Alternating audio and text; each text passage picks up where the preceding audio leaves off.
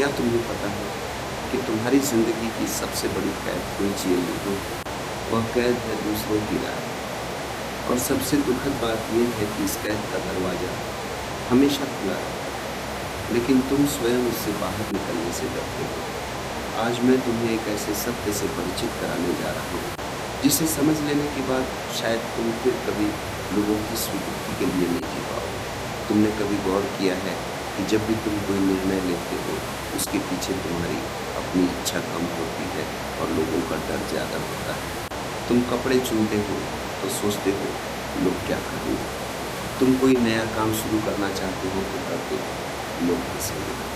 तुम अपने दिल की बात कहना चाहते हो, लेकिन रुक जाते हो क्योंकि तुम्हें अस्वीकार किए जाने का भय होता है। धीरे धीरे यह भय तुम्हारी आदत बन जाता है। फिर तुम जीना बंद कर देते हो और केवल अभिनय करने लगते हो।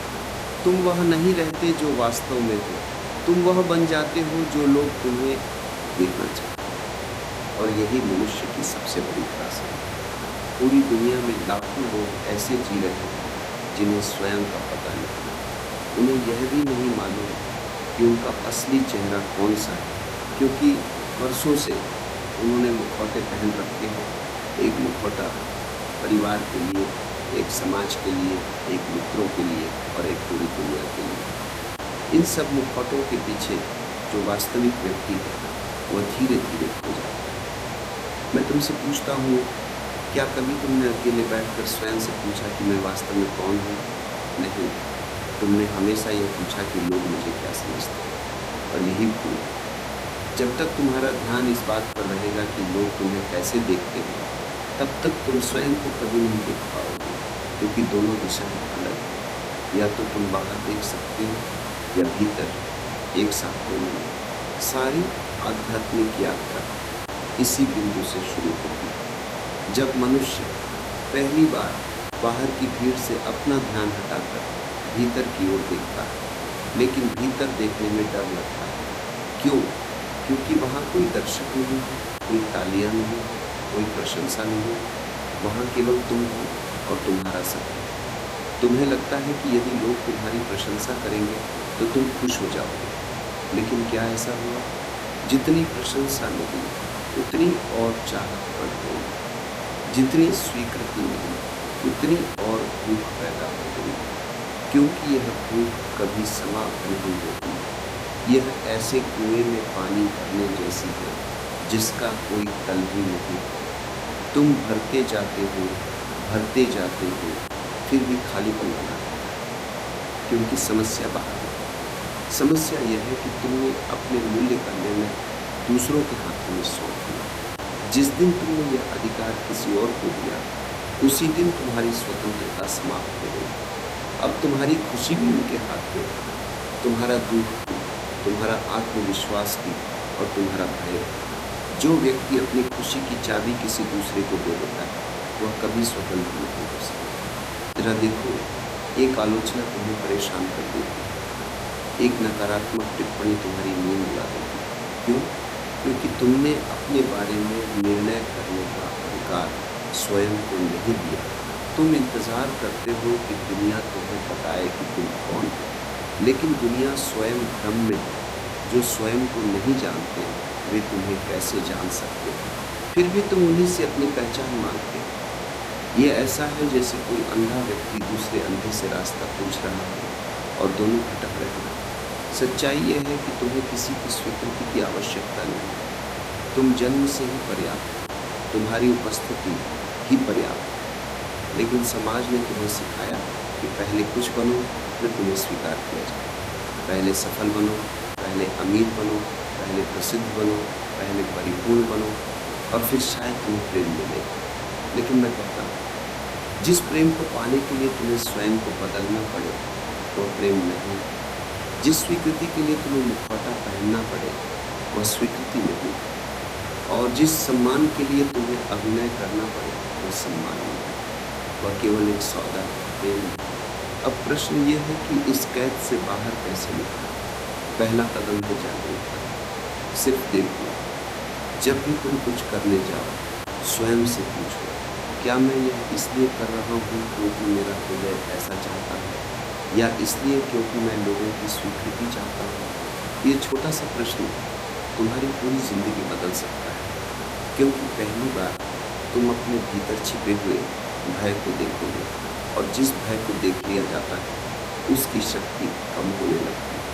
अंधकार केवल तब तक शक्तिशाली है जब तक उस पर प्रकाश नहीं पड़ता। जैसे ही प्रकाश आता है, अंधकार गायब हो जाता है।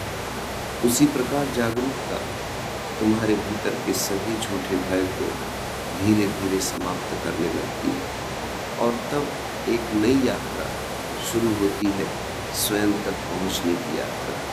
यही वह क्षण है जहां अधिकांश लोग रुक जाते हैं, क्योंकि स्वयं तक पहुंचने की यात्रा आसान नहीं है। दुनिया की भीड़ में खो जाना बहुत आसान है, लेकिन अपने भीतर उतरना कठिन है। भीड़ तुम्हें तैयार उत्तर दे देती है, लेकिन तुम्हारा अंतर्मन तुम्हें प्रश्न देता है और प्रश्न के साथ जीना साहस मांगता है। तुमने देखा होगा कि बचपन में तुम कितने सहज थे। तुम हंसते थे क्योंकि हंसी आती थी, रोते थे क्योंकि आंसू आते थे। तुम्हें इस बात की चिंता नहीं थी कि कौन देख रहा है या कौन तुम्हारा मूल्यांकन कर रहा है। तुम बस थे। फिर धीरे धीरे समाज ने तुम्हें सिखाया कि कैसे होना चाहिए, कैसे बैठना चाहिए, कैसे बोलना चाहिए, कैसे कूदना चाहिए और सबसे खतरनाक बात कैसे सोचना चाहिए। उसी दिन से तुम्हारी मौलिकता का क्षय शुरू हुआ। तुम्हारे भीतर जो स्वाभाविक जीवन था, वह नियमों और अपेक्षाओं के बोझ तले दबने लगा। अब तुम जी नहीं रहे, तुम प्रदर्शन कर रहे थे और प्रदर्शन हमेशा थकाता है। क्या तुमने महसूस किया है कि तुम इतने थके हुए क्यों? शरीर से नहीं, मन से। क्योंकि 24 घंटे तुम एक ऐसी छवि को बनाए रखने में लगे रहते हो जो वास्तविक नहीं। तुम डरते हो कि कहीं लोग तुम्हारी कमजोरियां न देख लें, कहीं तुम्हारी असफलताएं सामने न आ जाएं, कहीं दुनिया जान न जाए कि तुम भी अपूर्ण हो। लेकिन सुनो, जो व्यक्ति अपनी अपूर्णता को स्वीकार कर लेता है, उसी क्षण वह मुक्त हो जाता है, क्योंकि अब उसके पास छुपाने के लिए कुछ नहीं बचता। वह स्वयं से युद्ध करना बंद कर देता है और जो स्वयं से युद्ध करता है, वह कभी शांति नहीं पा सकता।